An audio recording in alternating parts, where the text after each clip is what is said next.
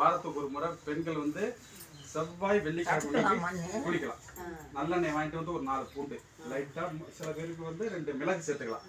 மிளகு நல்லா தட்டி போட்டு லேசா சூடு பண்ணி உச்சந்தலையிலேருந்து உள்ளங்கால் வரைய நல்லா தேய்ச்சி குளிச்சிங்கன்னா உங்களுக்கு கண் வந்து குளிர்ச்சி ஆக கண்ணு நல்ல பார்வை வரும்.